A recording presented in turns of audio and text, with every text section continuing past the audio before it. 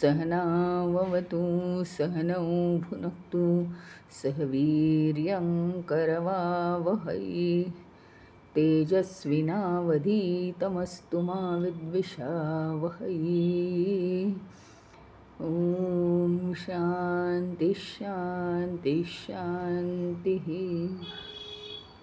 गुरुर्ब्रह्मा गुरुर्विष्णु गुरुर्देवो महेश्वरः गुरुरेव परं ब्रह्म तस्मै श्री गुरवे नमः। चिन्मयं व्यापि यत्सर्वं त्रैलोक्यं सचराचरं तत्पदं दर्शितं येन तस्मै श्री गुरवे नमः। तस्मै श्री गुरवे नमः।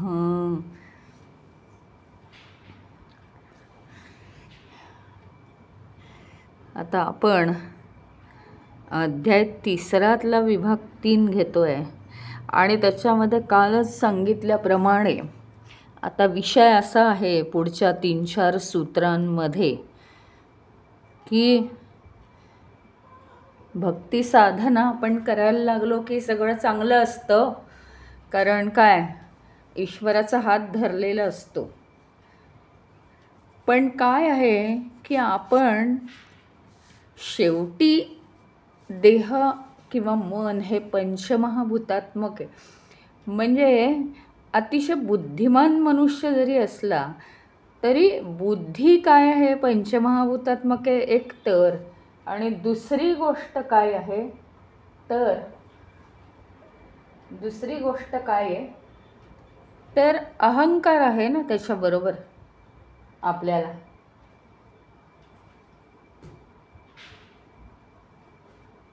त्याच्यामुळे शेवटी अपूर्णता ही राहतेच. अपूर्णता ह्याचा अर्थ काय इथे काय की कितीही भक्तिमार्ग चांगला असला आणि त्या भक्तिमार्गावर आपण अगदी निसंकोचपणे निस्संदेहपणे व्यवस्थित जायला लागलो तरीसुद्धा जीवनात काही धोके येऊ शकतात आणि आपण आपलं रुळावरून गाडी घसरू शकते. तर त्या बाबतीत इथे विचार केलेला आहे, कारण सर्व बाजूंनीच नारदांनी भक्तीचा विचार केलेला आहे. आधी परमभक्ती कशाला म्हणतात, त्याची लक्षणं, हे सगळं सांगितलं आहे. सत्संगाचा महिमा किती आहे, सत्संगाशिवाय काही होतं का. नुसती ईश्वराची कृपा प्रत्येकाला प्राप्त आहे हे कॉमनली म्हणणं बरोबर आहे, पण आम्हाला ते ईश्वराशी कनेक्शन परमनंट ठेवता येतं आहे का, आणि पक्क कनेक्शन नाही तर मग आम्हाला गुरुची गरज आहे. गुरुचा सत्संग, आणि सत्संग हा सारखा घडला पाहिजे. प्रत्येक विचारातून सत्संग झाला पाहिजे आपल्याला, प्रत्येक दिवशी सत्संग झाला पाहिजे, तरच आपण भक्तिमार्गावर स्थिर राहू शकू. हे सगळं ऐकल्यानंतर आता नारदांनी एक वेगळं दृष्टिकोनातनं आपल्याला सांगायला सुरुवात केली आहे. अतिशय मातेच्याच हृदयाने ते सांगतायत. कारण काय की तुम्ही भक्तिमार्गावर चालायला लागल्यानंतर कुठेतरी घसरायची शक्यता आहे. तुम्हाला वाटेल आता हे परमनंट झालं, पण तसं नसतं, आणि काय होतं नेमकं आपल्याला कळतही नाही आणि आपण भक्तीपासून दूर जातो. तर असं सूत्र सांगणारं सूत्र आहे दुस्संगः सर्वथैव त्याज्यः. म्हणून तुम्ही काय केलं पाहिजे, दुस्संग आणि सत्संग या दोन विरुद्ध गोष्टी आहेत. सत्संग म्हणजे सत्य जाणणाऱ्या लोकांचा संग, सत्य जाणलेलं आहे ज्यांनी, अशा गुरूंचा संग. आणि दुस्संग म्हणजे दुष्ट लोकांचा सहवास.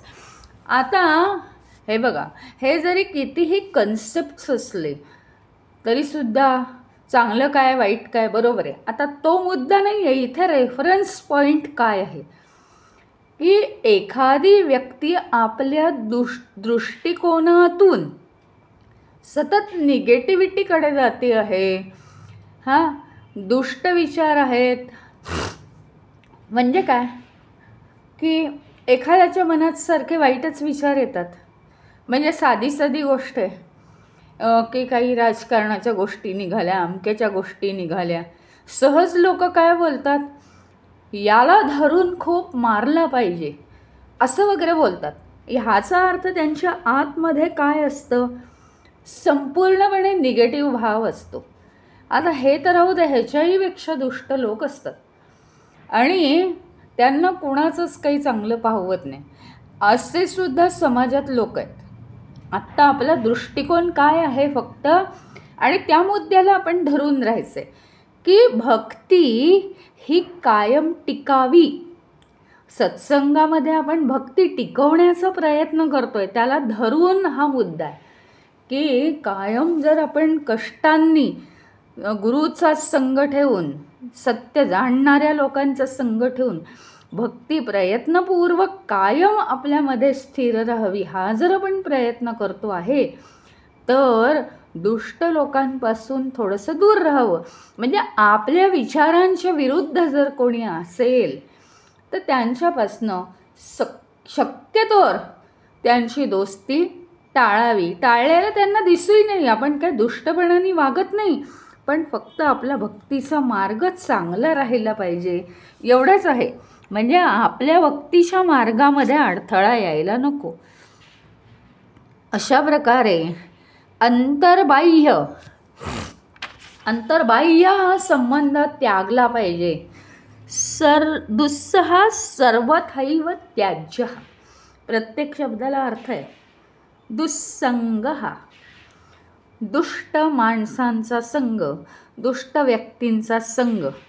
सर्वथैव सर्वथा एव म्हणजे काय, बाह्य संबंध तर टाळायचाच, एकमेकांकडे जाणं तर टाळायचंच, परंतु मनामध्ये सुद्धा त्या व्यक्तीचे विचार करून तुम्ही काय करणार आहात.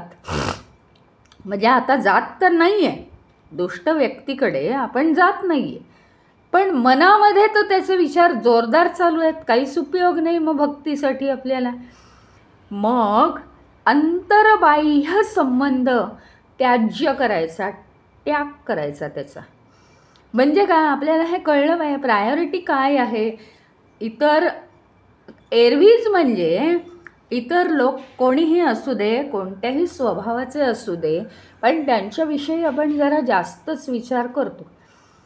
म्हणजे मी तर हे पाहिलं आहे की एखाद्याविषयी तासनतास बोलतात, तो चांगले बोलत असू दे किंवा वाईट, पण त्याने समजा तुम्ही चांगले बोलताय आणि त्यांनी पराक्रम केलेला आहे, हां हे सगळं ठीक आहे, मान्य आहे मला की चांगलं बोललं पाहिजे, पण त्याच्याविषयी एवढं एक तास बोलून तुम्ही काय मिळवलं. तुम्ही तसं प्रयत्न केलेत का त्याच्यासारखं वागण्याचे. असं म्हणजे इथे कॉन्सन्ट्रेशन शेवटी कशाला आहे तर आपल्या मनामध्ये भक्ती ही सतत जागृत राहिली पाहिजे.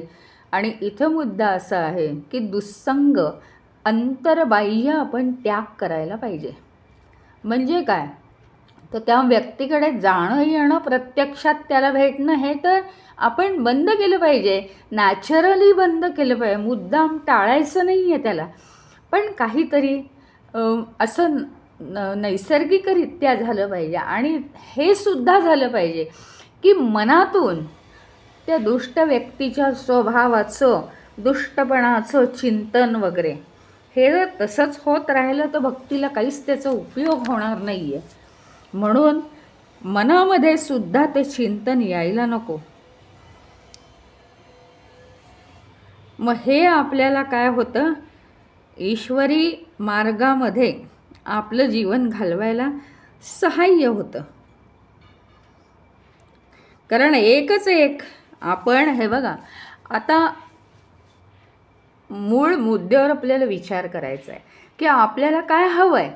आपल्याला हवं आहे ईश्वर भक्तीमध्ये लीन होऊन जाणं आणि ईश्वर भक्तीचा झरा सतत व्हायला पाहिजे. मग जर ईश्वर भक्तीचा झरा सतत व्हायला पाहिजे तर आपण काय केलं आहे माहिती आहे, त्याच्यासाठी कशाचा त्याग केला आहे. आधीच या विश्वातल्या विषय वस्तूंचा आपण आधीच त्याग केला. सतत आपण भगवंताच्या स्मरणात राहतो आहोत, सत्संगाचा योग आहे हा. आणि इतकंच सगळं करून म्हणजे विषयवस्तूंचा त्याग करून सुद्धा वासना सुद्धा आम्ही निर्माण होऊ देत नाही आहोत. एवढा मोठा त्याग करून आम्ही कुठल्या तरी दुष्ट माणसांच्या दुष्ट विचारांचा विचार करत राहायचं, मनन करत राहायचं, हे कितपत योग्य आहे? सतत जर ईश्वरी भक्तीचा झरा आमच्या मनामध्ये वाहत राहायला हवा असेल तर नेहमीच कुठलीही गोष्ट, मग दुष्ट माणसाच्या दुष्टपणाचा विचार हा तिथं योग्य आहे का हे आपण ठरवायचं आहे आणि म्हणून त्याचा आपण त्याग करायचा आहे. म्हणजे मग काय होतं हे बघा, कुठलाही दुष्ट विचार केला आपण दुसऱ्याबद्दल जरी केला आणि दुसऱ्याच्या वाईट स्वभावाचा जरी विचार केला, कुठलाही विचार केला तरी माझं अंतःकरण अशुद्ध होणार आहे. कारण वाईट गोष्टींबद्दल म्हणजे मी जरी दुसऱ्याचं वाईट व्हावं हा विचार केला तरीसुद्धा, आणि मी दुसरा कसा वाईट वागतो आहे तो माझ्याशी वागू ते इतरांशी, पण त्याच्या वाईट वागण्याबद्दल विचार केला तरी वाईटच आहे ना. ते वाईटाबद्दल विचार करणं हे माझं अंतःकरण अशुद्ध होण्याचं कारण आहे. माझं अंतःकरण शुद्ध राहिलं तर अशा शुद्ध जागी, शुचिर्भूत जागीच परमेश्वर वास करतो. मग इतक्या कष्टाने त्याचा वास आपण आपल्या हृदयात जर करणार आहोत तर आपण काय या गोष्टींना बळी पडायचं?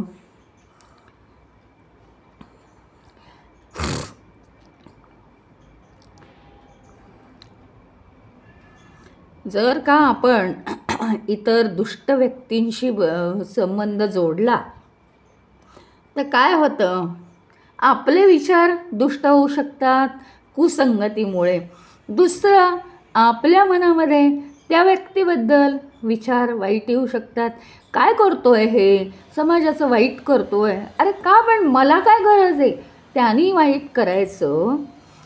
एक तर म्हटलं ना की हा विषय असा आहे, समाजाचं भलं करायचं असेल तर विषय दुसरा आहे. पण जर इथं भगवत भक्ती अध्यात्म मार्ग आहे, इथं माझा विषय चालला आहे स्वतःचा, त्याच्यामुळे दुसऱ्याला काही शहाणं करत नाही आहोत आपण. मग आपण आपला दुस्संग टाळला पाहिजे, कारण आपल्या मनामध्ये तसेच विचार येत राहतात आणि ते भगवत भक्ती च्या आड येतात. सारखं आपलं मन त्या विचारांनी पुन्हा पुन्हा प्रक्षुब्ध होत राहतं, वाईट वाईट विचार येत राहतात आणि आपली इंद्रिय मग विषयवस्तू शोधायला लागतात. काय आहे माहिती का, हे सगळं शास्त्र आहे. जर माझं मन वाईट राहिलं म्हणजे काय काय ते तुम्हाला सांगते. एक अगदी साधी गोष्ट, छोट्या छोट्या गोष्टी आहेत, ते तर सगळं जाऊ दे, तुम्हाला हे उदाहरण पटेल की मला जर भूक लागली असेल, भूक लागली आहे, मी आता काय काय खाऊ, मग माझ्या मनात विचार चालू होतात, हे करू का ते करू, हे आणू का ते आणू, असे अनेक विचार येतात. विषय वस्तूंचं हे असे, किंवा कुठल्याही गोष्टी. आता जर समजा उदाहरणार्थ काहीतरी घटना घडली असेल आणि सारखा सारखा आपल्या मनात तो विचार येतो, अरे कसा झाला काल ॲक्सिडंट, आपण बघितला, कोणी नाही, तो मनुष्य एकदम तिराईत आहे, पण असं नको होतं. आणि हे साहजिक आहे, होणार मनुष्याच्या बाबतीत. मग काय होतं माहिती का, आपलं मन म्हणतं, म्हणजे आपला काही संबंध नाही आहे त्या माणसाशी, पण झालं आहे तसं, तर आपलं मन काय म्हणतं, अरे बोर होतं आहे, सारखा सारखा तोच विचार येतो आहे, मग मी आता काय करू. आणि मग काय होतं माहिती आहे का, मग असं होतं की आपलं मन इंद्रियांना घेऊन बाहेर भटकायला जातं की चला दुसरे काही आनंदाचे मार्ग आहेत का शोधा. चला, हा विचार सारखा वाईट मनात येतोय, आपण आज आहे ना सिनेमालाच जाऊ, आपण आज आहे ना असं करू की उद्या आपण पिकनिकलाच जाऊया. म्हणजे काय झालं माहिती का, एखाद्या गोष्टीने मन प्रक्षुब्ध झालं आपलं की आपण वेगवेगळे मार्ग शोधतो. मनासाठी हे खूप साहजिक आहे. मनाचे सवंगडी आहेत इंद्रिय. इंद्रिय मनाला पुष्कळ सहाय्य करतात. इंद्रियांना जे आवडतं ते मन इंद्रियांकडनं करून घेतं आणि मग सगळे इंद्रिय बाहेर भटकायला लागतात, त्यांच्याबरोबर मन बाहेर भटकायचा प्रयत्न करतं. मग हे मन ईश्वराकडे कसं नेणार आहे? कोणत्याही ज्या मार्गांनी मन विचलित होतं, मन प्रक्षुब्ध होतं, ते मार्ग आपण सोडून द्यायचेत. या सूत्रामध्ये हे सांगण्याचा नारदांचा प्रयत्न आहे. अशांत मनाने, मन अशांत झालं की आपण दुर्बळ बनतो. दुर्बळ म्हणजे काय? तर चला आता दुसरं काहीतरी आनंदासाठी शोधू. आपल्याला हे माहिती नाही की परमेश्वराची भक्ती ही कायम आनंद देणारी आहे. त्याच्यात पूर्णपणे रुजेपर्यंत हा प्रॉब्लेम येणार आहे. आणि म्हणून इथे सांगितलं आहे आपल्याला की दुस्संग जर केला तर आपण भक्ती मार्गावरून खाली उतरण्याचा प्रसंग निर्माण होतो. मग असं विचलित जर मन झालं, सारखं दुष्ट माणसाच्या संगतीत राहून जर सारखं विचलित झालं मन, कोणीतरी एक असतो, मग तो काय करतो सगळ्या गोष्टीत ना, मग हे असं कसं, म्हणजे फार दुष्ट नसतो तो, नाही, पण मला हे सांग ना, म्हणजे दुसऱ्याचं म्हणणं खोडणारा असतो.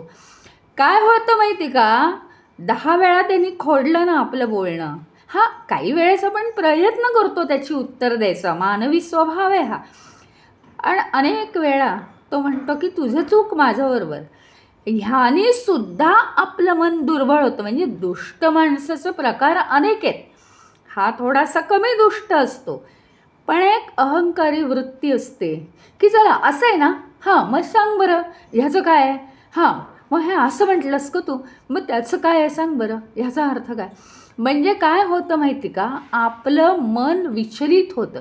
शेवटी काय, हा मार्ग कुठलाही मार्ग असू दे, भक्ती मार्ग असो की ज्ञानमार्ग असो, या मार्गामध्ये ना अधिकाधिक शांत होत स्वतःशीच, म्हणजे स्वतःच्या स्वरूपाशी, परमेश्वराशी आपण तल्लीन होऊन जाण्याचा प्रयत्न केला पाहिजे जास्तीत जास्त. म्हणजे खरोखरीच बोलणं आणि मौन यांचा काही संबंध नाही. मी तुम्हाला सांगते, क्लिअर कट सांगते, कारण शास्त्रीय दृष्टिकोनातनं सगळ्या गोष्टींचा अभ्यास मी केलेला आहे. मौन ह्याचा अर्थ अजिबात न बोलणं म्हणजे मौनात जाणं, हे असं अजिबात नाही आहे. मौन ह्याचा अर्थ एखाद्या गोष्टीवर सखोल विचार करत राहणं, म्हणजे त्या बाबतीत मौन होऊन जाणं. मौन होऊन जाणं म्हणजे काय, अरे ह्याचं काय असेल, म्हणजे नुसते दुसऱ्यांना प्रश्न विचारत राहण्यापेक्षा, अरे हे असं सांगितलं, ह्याचं काय रहस्य असेल, असं आहे का, तसं आहे का. एखादं गणित सोडवताना आपण खूप त्या गणिताच्या मागे लागतो आणि सारखं सुप्त विचार मनामध्ये चालू राहतो, नाही असं नाही येते, मग कशी आहे का त्याची मांडणी, मग कसं करायला पाहिजे, पण इथे हा शब्द सांगितला आहे म्हणजे हे सूत्र लागू पडेल. अशा पद्धतीने आपण जर भक्तिमार्ग काय किंवा ज्ञानमार्ग काय, या ज्ञानाचा अशा पद्धतीने आपण मनन करणं, ह्याला म्हणतात मौनात जाणं. मौनात जाणं म्हणजे अजिबात न बोलणं, अज्ञानाचे विचार मनात तसेच ठेवणं, किंवा खूप आध्यात्मिक मार्गावरती खूप बोलून विद्वत्ता दाखवणं, हे काही नाही आहे त्याच्यात. त्याच्यात एकमेव मार्ग आहे. तो म्हणजे काय, तर स्वतःच्या मनाशी त्या विषयाबद्दल सतत एकरूप होऊन त्याचा विचार करत राहणं, त्यामध्ये तल्लीन होणं म्हणजे मौन आहे.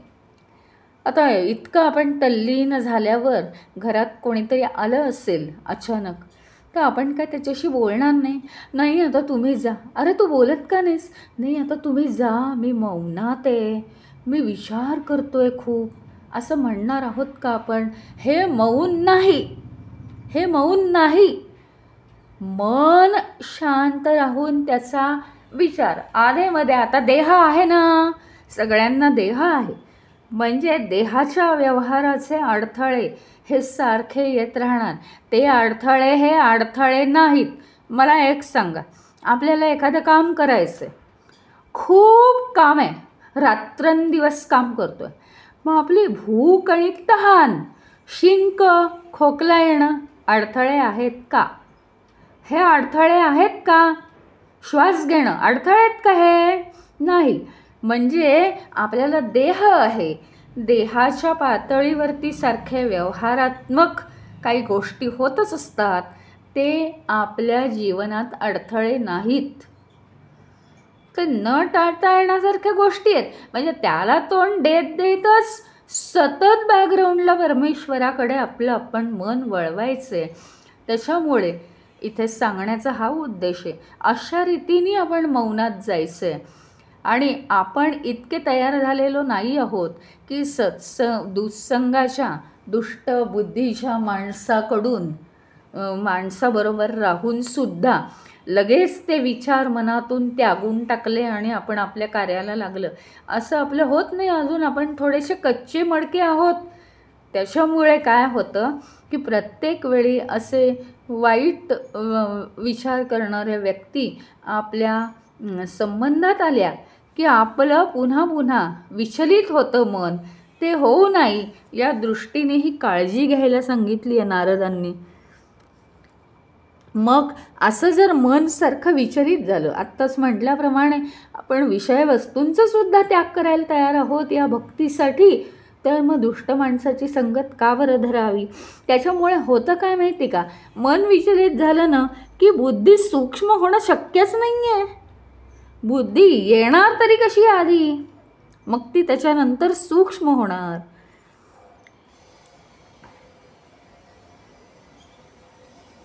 आपली काहीतरी उच्च अशी मूल्य म्हणजे प्रिन्सिपल्स जीवनाची आपण ठरवली पाहिजेत, लोकांसाठी नाही. माझं ना प्रिन्सिपल आहे, मी एकदा मनन करत असलो की मी कोणाशी बोलत नाही, हे नाही आहे बरोबर. मनामध्ये काही प्रिन्सिपल्स ठरवावी, काहीतरी प्रिन्सिपल्स ठरवायची आहेत आपल्याला की आपण असं म्हणजे असंच करायचं आहे, तसं म्हणजे तसंच करायचं आहे. आणि त्याने मनुष्य शहाणा होतो, दृढता येते आपल्याला, विचारांना दृढीकरण येतं की मला परमेश्वर प्राप्त करायचा म्हणजे करायचाच आहे. मग ही जी भक्तीची मूल्य आहेत, आपली जीवनाची जी मूल्य आहेत, ती दुष्ट माणसांच्या संगतीत राहून त्याची धरसोड होते. म्हणून आपण ती संगत धरायची नाही आहे. आणि म्हणून नारद म्हणतात फक्त सज्जनांची संगत वाढवावी. त्याच्यामध्ये काळ आपला जास्त जायला लागला की दुष्ट लोकांची संगत आपोआप कमी होईल. प्रसंगी ती टाळावी सुद्धा. आता सज्जनांची संगत ठेवायची, तुम्ही म्हणाल गुरु काय 24 तास आपल्या दिमतीला आहे का? पण गुरुचे विचार तर दिमतीला आहेत की नाही? गुरुचे विचार आपण आज चिन्मयानंदांना जीवनात मी एकदा पाहिलं, पण चिन्मयानंदांचा एक एक एक एक विचार माझ्या मनात अतिशय खोलपणे रुतलेला आहे. गुरु असण्याची आवश्यकता आहे का? गुरुनी दिलेलं ज्ञान हे असण्याची आवश्यकता आहे. मागे सुद्धा मी एकदा सांगितलं होतं की तेजोमयानंद बरेच आजारी होते, मुंबईला ते होते. त्यावेळी आम्ही भेटायला गेलो होतो. दिवसातनं 2 वेळाच ते फक्त दर्शन द्यायचे, बोलायचे काहीही नाही आणि त्यांना बोलायचंही नव्हतं. मग 11 वाजता सकाळी किंवा 5 वाजता संध्याकाळी ते शिवाच्या तिथल्या मंदिरात यायचे. थोडंसं चालायचं होतं फक्त त्यांना आणि यायचे मुंबईच्या आश्रमामध्ये. आणि त्यांना फक्त एवढंच आम्ही विचारायचो, काय गुरुजी तुमची तब्येत एवढी खराब झाली, आमचं कसं होणार, आम्ही काय करायचं, आमचं ज्ञान मिळवणं थांबेल इथे. गुरुजींनी लिहून दिलं होतं. मीच हवं आहे का? ती सगळी पुस्तकं त्यांनी दाखवली. ही सगळी जी पुस्तकं आहेत यांच्या रूपातून मीच आहे. ते ज्ञान तुम्ही मनापासून घ्या. तुम्हीच आहे, तो गुरुच असतो. गुरुचं ज्ञान तर आपल्याबरोबर आहे की नाही. आणि ते समजल्यापासून त्याचं सतत सत्संग, त्या ज्ञानाचा संग करण्याचं मी ठरवलं तेव्हापासून.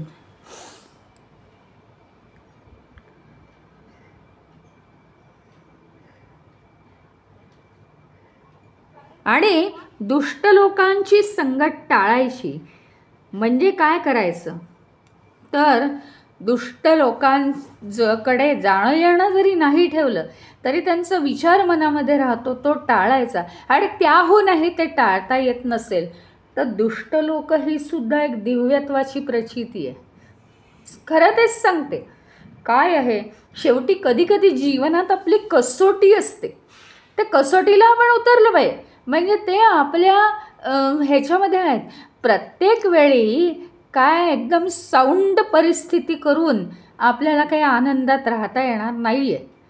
जीवनात अनेक अडचणी आहेत. त्याच्याप्रमाणे दुष्ट लोक ही सुद्धा एक आपल्या जीवनातली अडचण नाही आहे का, तर असू शकतं. म्हणजे पण त्या अडचणीला निगेटिव्हिटीने तोंड द्यायचं नाही आहे. तर ते दुष्ट लोक एक दिव्यत्वाचीच क्रीडा आपल्याशी करत असतात. त्यातून पार पडायला आपण शिकलो पाहिजे. सगळ्यात उत्तम उदाहरण कधीही आयुष्यात आपण विसरणार नाही. एकमेव उदाहरण तोंडात येतं आपल्या, कैकेयी आणि श्रीराम. आणि नंतर आपण त्यातनं काय शिकलो, श्रीरामांनी आपल्याला काय सांगितलं आहे की शेवटी काय असतं, आपलं जे संचित असतं ते संचित पूर्ण करण्यासाठीच. आणि दुष्ट लोकांची तर भूमिका अत्यंत महत्त्वाची आहे. पण टाळता जर येत नसेल तर हा विचार आपण केलाच पाहिजे की माझं असं काहीतरी संचित आहे, ते फार मोठी दिव्य क्रीडा करतायत आणि ते संचित पूर्ण होऊ देत ना. तेवढा त्रास सहन करायला आम्ही लेचेपेचे आहोत का, आम्ही तयार आहोत ना. त्या त्रासातून जायला म्हणजे काय आहे, प्रत्येक गोष्टीचा जर पटकन स्वीकार करून टाकला आपण तर आपण त्या विचारांमधनं लवकर बाहेर पडतो. आणि जितकं नाही नाही नको नको केलं तर नाही नकोच्याच गाठी बनतात.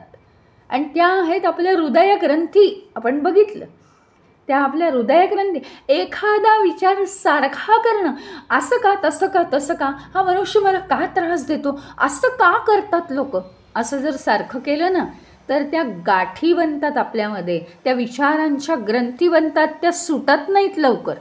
आपले विचार खराब होतात, आपलं मन चंचल होतं, आपलं मन अशांत होतं. हे आपण काहीच करायचं नाही, सोडवण्याचा प्रयत्न करायचा. आपण कित्येक वेळा हा मार्ग बघितला आहे की ट्राय टू सॉल्व इट, सोडवण्याचा प्रयत्न करा. ट्राय टू चेंज इट, बदल करण्याचा प्रयत्न करा त्याच्यात. हां, आणि if you cannot change it, accept it. जर तुम्ही ते बदलू शकत नाही आहे, जर तुम्ही ते सोडवू शकत नाही आहे तर ते स्वीकारायला शिका. स्वीकारला, झालं काम, मग मनात विचार येतच नाही. आणि या सगळ्या गोष्टींमध्ये किती अडकायचं आहे याच्यासाठी हा फॉर्म्युला उत्तम आहे. किती अडकायचं आहे आपला प्रश्न आहे ना. शेवटी आपलं ध्येय काय, ईश्वराचीच कास धरायची आहे, ईश्वराचंच मनन करायचं आहे आणि ईश्वर भक्तीमध्येच रमून जायचं आहे. आपली अंतःकरण शुद्धी सतत होत राहिली पाहिजे, आपल्या मनाला समचित्तता आली पाहिजे. म्हणून कुणाशीही छोटे छोटे सुद्धा वाद विवाद टाळावे. हां, आणि हा दुस्संगाचा त्याग आपण का करायचा आहे याचा जास्तीत जास्त अजून विस्तार पुढच्या सूत्रामध्ये सांगितलेला आहे. काम क्रोध मोह स्मृती भ्रंश बुद्धी नाश सर्वनाश कारणत्वात. हां, म्हणजे काय आहे, दुष्ट माणसाची सत्संग केला की काय काय होतं, काम उत्पन्न होतो. पुन्हा पुन्हा त्या गोष्टींची इच्छा होते विचार करण्याची. काम म्हणजे इच्छा. पुन्हा पुन्हा वाईट विचार करायचे, तर दुसऱ्या व्यक्तीच्या दुष्टपणाबद्दल वाईट विचार करायचे, क्रोध उत्पन्न होतो, राग येतो सारखा सारखा, मोह उत्पन्न होतो, पुन्हा पुन्हा ते विचार करण्याची इच्छा मनात निर्माण होते, भ्रंश होतो का सारखं नको ते विचार करून करून करून महत्त्वाच्या गोष्टी असतात त्या विसरून जातात. आपल्या मनामध्ये ठराविकच जागा आहे विचारांना, आणि ते वाईट विचार घुसले लोकांच्या कारणास्तव, लोकांचा दुष्टपणा आणि आपल्या मनात ते वाईट विचार घुसले, सारखं कुरकुर कुरकुर कुरकुर मनाची चालू राहिली, तर काय होतं माहिती का, आपल्या योग्य गोष्टीसुद्धा आपण विसरून जातो आणि वरती दुसऱ्याला दोष देतो. ह्याची एक भारी कटकटच आहे, मी सगळं महत्त्वाच्या गोष्टी विसरून चालले. अरे नाही, त्या गोष्टी विसरायला जबाबदार कोण आहे? आपणच आहे. आपल्या मनामध्ये काय ठेवायचं हे आपण ठरवलं पाहिजे. प्रायोरिटी आपलं सिलेक्शन आहे, आणि ते जर आपल्या स्मरणात राहिलं नाही तर बुद्धिनाश होतो. बुद्धी ही सगळ्यात उपयोगी आहे आपल्यासाठी, त्याच्यामुळे आपला सर्वनाशच होतो. आणि म्हणून हा दुष्टांचा संग टाळावा, कटाक्षाने हे टाळलं पाहिजे. हा संग म्हणजे नुसतं येणं जाणं किंवा संबंध नाही आहेत. आत्ताच परत पहिल्यांदा सांगितल्याप्रमाणे अंतरबाह्य संबंध टाळावा. आतमध्ये मनामध्ये सुद्धा अरे ही व्यक्ती दुष्ट आहे, या व्यक्तीचा विचार आपण अंतर्मनामध्ये करून काय करणार आहोत? त्याच्यापेक्षा परमेश्वर कितीतरी सुंदर आहे त्याच्या स्वरूपाचा जर मनामध्ये विचार केला तर आपलं जीवन कितीतरी उच्चपद होईल.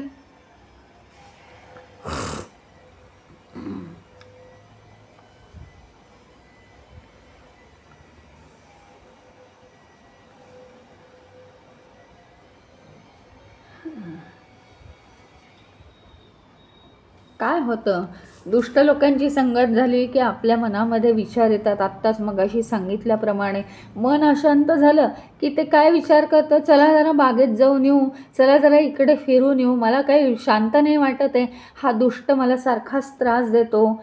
म्हणजे काहीतरी आपण बाहेरचं शोधतो आणि त्याच्यामुळे बाहेरच्या विषयभोगांविषयी आपल्या मनात पुन्हा पुन्हा बाहेर फिरून त्याच्याविषयी मोह उत्पन्न होतो, त्याची लालसा निर्माण होते. मग पुन्हा आपण काय आहे, आपण बाह्य जगातून ईश्वराकडे वळलो आहे.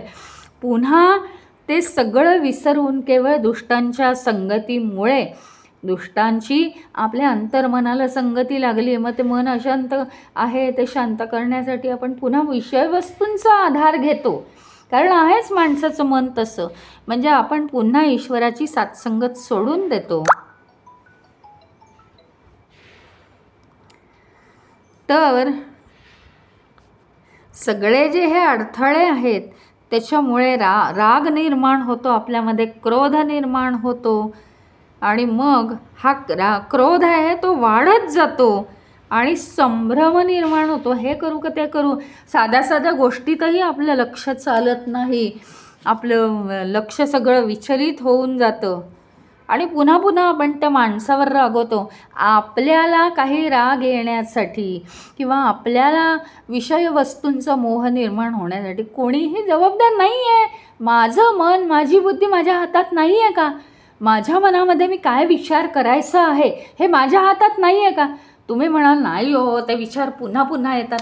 असे कसे येतात? आपण जर ठरवलेलं आहे, आता हे मुलांनी म्हणणं ठीक आहे की परीक्षा आहे पण आम्हाला थोडंसं खेळावंसं वाटतंय, ते बरोबर आहे ना, त्यांच्या वयाला तसं त्यांना होणार. हां बाबा ठीक आहे, तू इतका वेळ अभ्यास केलास ना, अर्धा तास खेळून ये बरं, आणि लगेच यायचं बरं कमी हाक मारला, मग ते ठीक आहे. पण आम्ही जर सिलेक्ट केली आहे परमेश्वराची भक्ती, तर आम्ही आमची प्रायोरिटी ठरवायला नको का? परमेश्वराचेच ईश्वरीय विचारच आमच्या मनामध्ये राहिले पाहिजे. आमचं मन हे कंट्रोल कोणी करायचं? आमचं मन हे शुद्ध कोणी ठेवायचं? आमचं घर हे स्वच्छ करायला आम्ही काय दुसऱ्यांना बोलवतो का? नाही.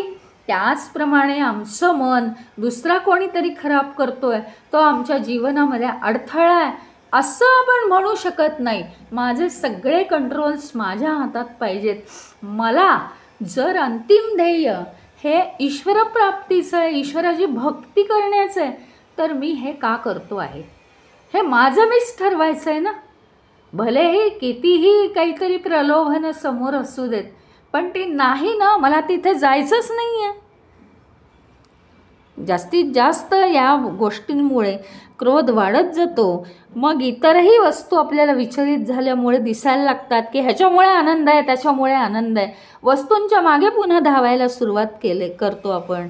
भावनेचा अतिरेक होतो. आतापर्यंत भगवंताकडे आकर्षित होऊन भावना कमी झाल्या होत्या, आपल्या ईश्वराकडेच भावना ज्या काही होत्या तेवढ्या होत्या. अशा रीतीने पुन्हा या मार्गातून आपण बाहेर येऊ शकतो. म्हणून दुस्संग करायचा नाही आहे. काय होतं की हे सगळं झाल्यामुळे स्मृतिभ्रंश होतो. म्हणजे काय की आपण सगळ्या महत्त्वाच्या गोष्टी विसरायला लागतो. त्याच्यामुळे माणसाचा शहाणपणा निघून जातो. केवळ आठवण आहे प्रत्येक गोष्टीची, म्हणून तो माणूस शहाणा दिसतो. काहीही वेळेवर करणं म्हणजे हा मनुष्य शहाणा आहे. काहीच त्याच्या लक्षात राहत नाही, मूर्ख आहे मनुष्य. म्हणजे स्मृतीवर बघा तुम्ही किती अवलंबून आहे. आणि स्मृतीचा नाश पावला की योग्य अयोग्य तुम्ही ठरवणार कसं? अरे एखादी गोष्ट मला करायचीच आहे असं मी जर आठवणीत ठेवलं तर काय होईल? विवेक राहील माझा की मला ते करायचं बरं का, मला दमून चालणार नाही, मला झोप येऊन चालणार नाही, मला हे करायचं बरं का. 10 वेळा ती गोष्ट डोक्यात येते. माझा जर स्मृतिभ्रंश झाला असेल आणि मी विसरत असेल तर काय विवेक राहणार मला की ते केलंच पाहिजे, ते केलंच पाहिजे? नाही, काहीच नाही, सगळंच विसरायचं. विवेकबुद्धीसुद्धा राहत नाही. म्हणजे विवेक करणं हे सुद्धा स्मृतीवर अवलंबून आहे. माणसाने यथायोग्य वागणं हे तर त्याच्या स्मृतीवर अवलंबून आहे. म्हणजे विवेक करणं हे सुद्धा विक्षेप पावतं. मग काय राहिलं मानवाजवळ? मन नाही, बुद्धी नाही, विचार देणाऱ्या या ज्या गोष्टी आहेत याच नाही, ज्याच्यावर देह चालतो. मग देह डळमळीत व्हायला लागतो. काय करावं काही कळत नाही त्याला. म्हणजे अशा व्यक्तीला काय म्हणतात ते तुम्हाला चांगलं माहिती आहे. म्हणजे तो व्यक्ती हा पशुसमान बनतो. जे त्याला वाटेल ते तो करतो. म्हणजे संपूर्ण अतिशय दुःखद असा विनाश आहे आपला. त्याच्याविषयी आपण आधीच चिंतन केलं पाहिजे आणि दुष्टांचा संग आपण टाळला पाहिजे पूर्णपणे.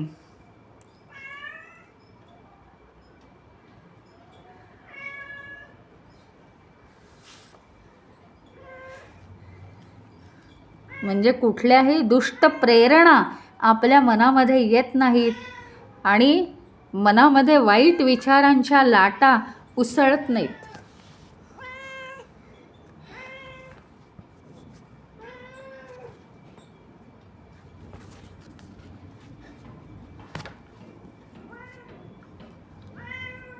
आता पुढचं सूत्र काय सांगतंय? तरंगायिता अपि मे संगात समुद्रायांती.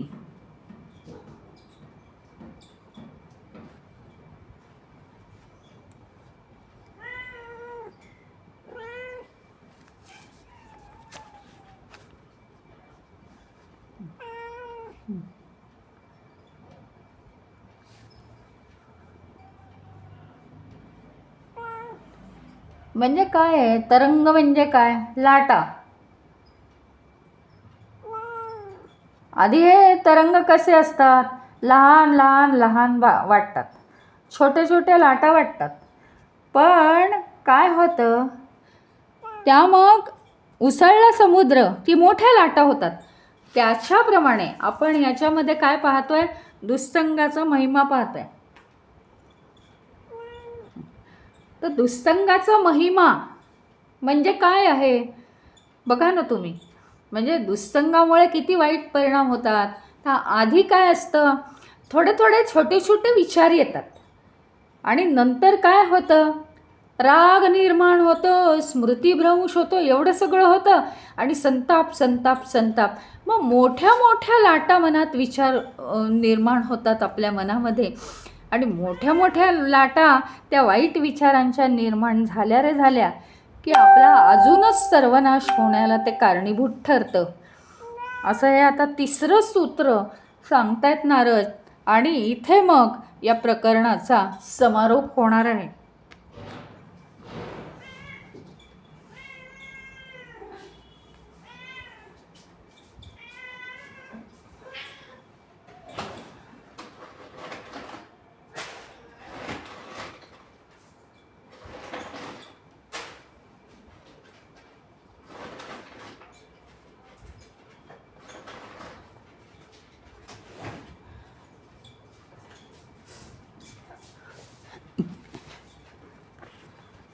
तर नारद म्हणतात की या तरंगायिता म्हणजे छोट्या छोट्या ज्या लाटा आहेत, संगात समुद्रायंती, म्हणजे इतक्या छोट्या छोट्या लाटा मोठ्या मोठ्या बनून मोठा समुद्रच बनत आहेत.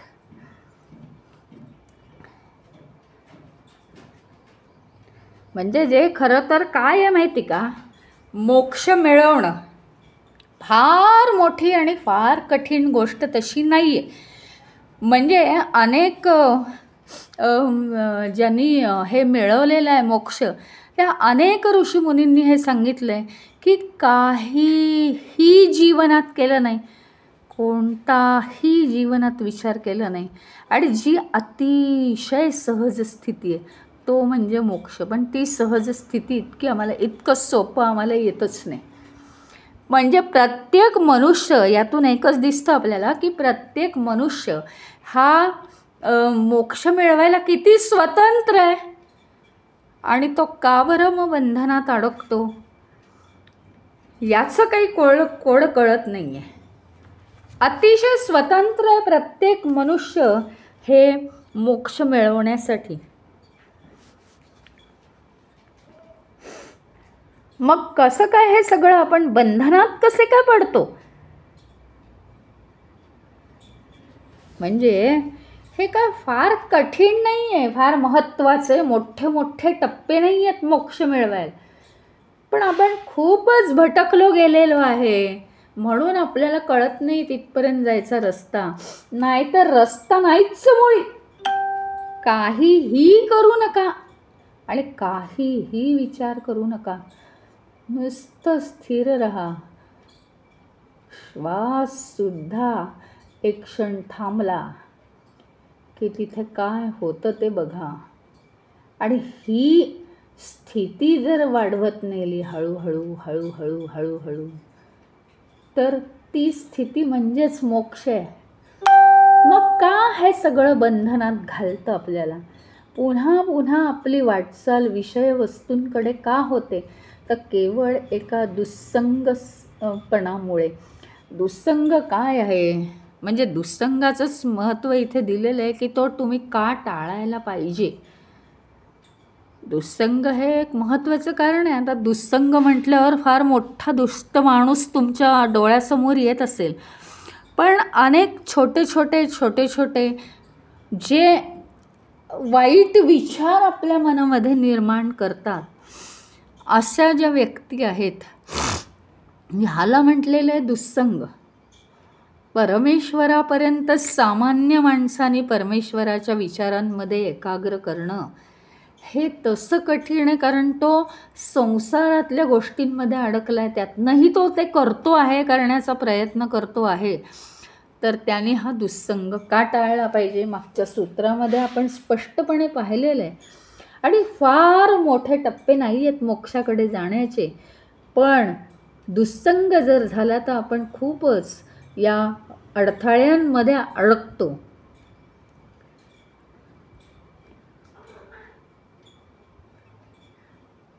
आपल्याला पहिल्यांदा असं वाटतं तो माणूस दुष्ट आहे, जाऊ दे ना, थोडेसे विचार येतात मनात, काही होत नाही त्याने, काही अडथळा नाही. पण मन हे इतकं म्हणजे चंचल आहे की एकदा ते एखाद्या गोष्टीचा विचार करायला लागलं म्हणजे हा मनाचा गुणधर्म चांगला आहे, पण चांगल्या गोष्टीचा विचार केला तरच. म्हणजे एखाद्या दुष्ट माणसाचा विचार केला तर अगदी टोकाला जाऊन ते मन वाईट विचार करू शकतं. इतकं मनाचा हा गुणधर्मच आहे की आधी एक्स्ट्रीमला जायचं. त्याचप्रमाणे तुम्ही जर ईश्वराकडे मन लावलं तर ते टोकाला जाऊन ईश्वराकडे सुद्धा जाऊ शकतं, पण तितकी त्याला ते वळण लागलं गेलं पाहिजे, तर हे होईल. मग असं जर मन आहे तर त्यांनी सांगितलं आहे की सुरुवातीला काही वाटत नाही दुष्ट माणसाबरोबर राहायला. बरं राहू दे ना, ठीक आहे ना, काय झालं, ठीक आहे, माझ्यामध्ये अडथळे निर्माण. पण या दुष्ट विचारांचा आपल्या मनामध्ये आधी छोट्या छोट्या लाटा असतात, नंतर तर काय समुद्र तयार होतो त्याचा, म्हणजे पूर्ण जीवनच आपलं नष्ट होतं. मग आपण ईश्वरापर्यंत पोचणार कसे? आणि अतिशय महत्त्वाचा मुद्दा हा सांगितला आहे की मोक्ष हा प्रत्येक माणसाला अतिशय स्वतंत्र आहे, म्हणजे पटकन मिळणारी गोष्ट आहे. खरं तर काही नाहीच इतकं कठीण त्यात, अगदी म्हणजे खूप लांब कुठे जायचंच नाही आहे. समजा महत्त्वाची गोष्ट आहे ही, आरशापेक्षा लांब जर आपण उभं राहिलं तर आपलं प्रतिबिंब दिसतं, आणि आरशाला चिकटून उभं राहिलं तर आपलं प्रतिबिंब दिसत नाही. ज्यावेळी प्रतिबिंब नष्ट होतं तेव्हा ओरिजिनॅलिटी येते. त्यामुळे या चैतन्याच्या थोडेसे जरी आपण लांब असू तरी आपल्याला काय होतं, प्रतिबिंब निर्माण होतं. हा चैतन्याच्या अगदी एकरूप, अगदी चिकटून गेलो आपण, चिकटून नव्हे त्याच्या आत घुसलो, प्रतिबिंब नष्ट, आणि तिथे आपण ओरिजिनल झालेलो असतो. जेव्हा प्रतिबिंब पडत नाही, प्रतिबिंब हे दुसऱ्या गोष्टीमध्ये पडतं, स्वतःमध्ये स्वतःचं प्रतिबिंब पडत नाही. आता मी समजा आरशात बघितलं तर माझ्या आतमध्ये आरसा नाही पाहायचा, आरसा समोर ठेवायचा, पण डोळे मिटून आतमध्ये पाहायचं. तर आतमध्ये मला माझं प्रतिबिंब दिसतं का, मी टिकली कुठे लावली आहे, माझे केस कसे आहेत, प्रतिबिंब दिसतं का मला? नाही. आपल्या आतमध्ये आपल्याला प्रतिबिंब नाही दिसत, आपल्या आतमध्ये आपण त्या चैतन्याशी एकरूप झालेलो असतो. आणि म्हणून जेव्हा प्रतिबिंब नष्ट होईल आणि त्या चैतन्याप्रत आपण जाऊन पोहोचू, म्हणजे चैतन्याला चिकटू, चैतन्याशी एकरूप होऊन त्याच्या आत आपण सामावले जाऊ, आणि हे अतिशय सहज शक्य आहे जर दुसरे कोणतेही विचार नसतील तर.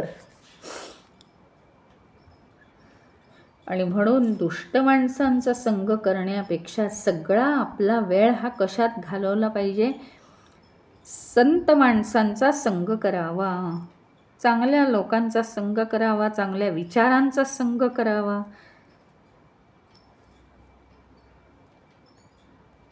तर ते विचार आपली भक्ती वाढवण्यासाठी, आपली उच्च मूल्य जी आहेत जीवनाची ती वाढवण्यासाठी आपल्याला मदत करतील. आणि आता पुढचा जो अध्याय 4 आहे त्यातला जो विभाग 1 आहे त्याच्यामध्ये आता उद्याच्या क्लासमध्ये आपण माया कोण तरून जाऊ शकतो, आणि माया तरून जाणं हेच कसं भक्तीचं साधन आहे, नारद अगदी अतिशय सुंदरपणे सांगणार आहेत आपल्याला. आज आपण इथे थांबूया.